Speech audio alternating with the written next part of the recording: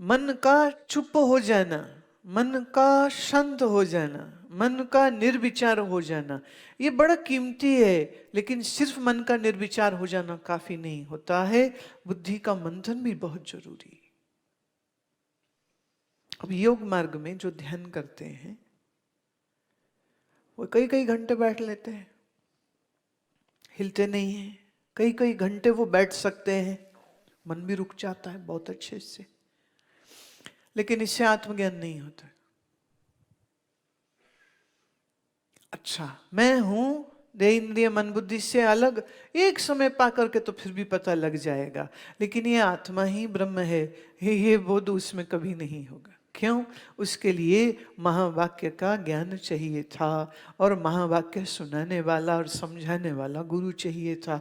तो जो वेदांत ज्ञान नहीं है, जो श्रोत्रिय ब्रह्मनिष्ठ गुरु नहीं है, जो महावाक्य का श्रवण नहीं है, तो मैं अलग हूं और परमात्मा कोई अलग है, बस ये एक भेद बना ही रहता।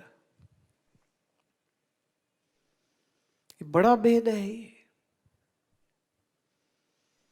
भक्ति मार्ग में वो कहते हैं कि भगवान को प्रसन्न करिए, अगर भगवान प्रसन्न हो गए तो मुक्ति देंगे भक्ति मार्ग में।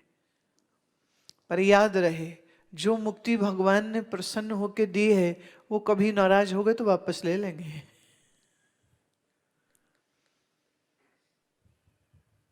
एक बार ऐसा कहते हैं, शंकर और पार्वती जी दोनों आकाश मार्ग से जा रहे थे, और नीचे धरती में सनक सनंदन, ये जो चारों भाई हैं, ये बैठे हुए थे। तो शंकर जी कहते, पार्वती चलो संतों के पास चलते हैं, ये ब्रह्मा के मानस पुत्र हैं, इनका दर्शन करते हैं, चलो।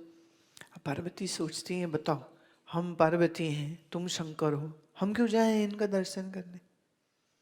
पर वो कह ना पाई, गई साथ में। अब ये तो चारों महात्मा ध्यानस्थ हैं, आत्मनिष्ठ हैं, ब्रह्मनिष्ठ हैं, है ना, बस नित्य नित्य जिसकी समाधि है ऐसी अवस्था वाले हैं। तो शंकर जी थोड़ी देर खड़े रहे, उनको देखते रहे। अब देखो दो बातें हैं, एक तो वो भक्त हैं जो शंकर जी की पुकारते हैं, शंकर जी आ जाओ, शंकर जी दर्शन दे दो, और यहाँ शंकर जी संतों के दर्शन कर रहे हैं। क्यों? ये संत तत्ववेता हैं, ये संत ब्रह्मवेता है, तो शंकर भी आके खड़े उनका दर्शन कर रहे। पार्वती को गुस्सा आ गया, कहती हद हो गई, आप आए हैं, मैं आई हूं, ये उठ के खड़े होके स्वागत भी नहीं करते। ये तो ऊंट जैसे हैं, क्या ऊंट ही बन जाओ, श्राप दिया पार्वती ने। कहानी कहती है कि उनके चारों के शरीर ऊंट के हो गए। शंकर जी ये क्या किया? बोले इनको अकल नहीं है, सम्मान नहीं किया, आप आए हैं महादेव जी, आपका सत्कार नहीं किया, ये तो अच्छी बात है कि पशु हैं ये। शंकर जी तो मौन रहे, आगे निकल गए, पार्वती जी पीछे चली गई। अब मनुष्य शरीर था, अब अभी ऊंट का शरीर। फिर कई समय बाद, मैंने कुछ समय बाद, शंकर जी कहते हैं, पार्वती तुमने अच्छा नहीं किया, ऐसा नहीं करना चाहिए था। कहती नहीं ऐसा ही करना चाहिए था। कहते नहीं तुमने गलत किया, महात्मा है, ब्रह्मवेत्ता है, उनके साथ हम ये उम्मीद लगाएं कि वो हमारा सम्मान करें, हम गए उनका दर्शन करने, उन्होंने थोड़ी बुलाया था हमको। कहती अच्छा चलो, आप कहते हो तो हम चलते हैं वापिस, और फिर देखते हैं उनके क्या हाल है। अब मन में क्या सोच रही, देखते हैं उनके क्या हाल है, क्या उनको तो ऊंट बना दिया।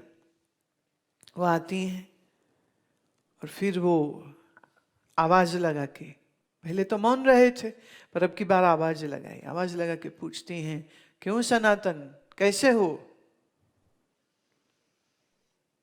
तो वो उत्तर देते हैं, कह रहे माता बड़ी कृपा है तेरी, मनुष्य थे तो मल मूत्र और खाने पीने के लिए उठना पड़ता था, अब पशु हैं, मुंह ऊपर करते पत्ते खा लेते हैं, मलमूत्र यहीं कर देते हैं, जाने की कहीं जरूरत नहीं। शौच शुद्धता के नियम मनुष्यों पर होते हैं, पशु पे तो है ही नहीं। तूने कितनी कृपा कर दी है हमारे ऊपर। महादेव जी कहते, देवी अब समझ लगी तुमने क्या किया? बोले नहीं, मेरा ये श्राप वापिस, आप तो पुनः मनुष्य रूप में आइए। और मनुष्य रूप में हो गए। तो शिव जी कहते हैं कि सनातन जी, हमारी पत्नी थोड़ा खेल खेल जाती है, माया है ना, खेल खेल जाती। बोले प्रभु ये भी अच्छा है, वो भी अच्छा है। अर्थात आत्मवेता की समाधि में और एक योगासन करके प्राणायाम करके समाधि में बहुत बड़ा फर्क होता है। अगर आप योग वाली समाधि सिर्फ लगाने की इच्छा रखते हैं तो वो बड़ी मुश्किल से लग भी गई, पर जब समाधि टूटेगी फिर मन राग द्वेष में जाएगा, फिर लगेगा भगवान पता नहीं कहाँ है और हम पता नहीं कहाँ है। लेकिन ब्रह्म विद्या में मन समाहित होता है, पर उसके पहले बुद्धि शांत हो गई है, उसके पहले बुद्धि ज्ञानवती हो गई है। और ये बोध कि मेरा अपना आप ही ब्रह्म है, इस मेरे अपने आप में ही ब्रह्म है, तद ब्रह्माहम इति इति स्मृतम, ये मेरे अब निश्चय में, ये अब मेरी स्मृति में आ गया है।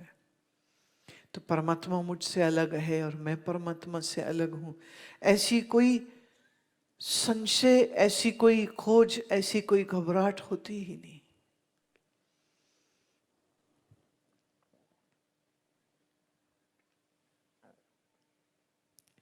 तो अपने इस अहंकार रूपी अरणी पर ज्ञान रूपी बुद्धि की मधानी लगाओ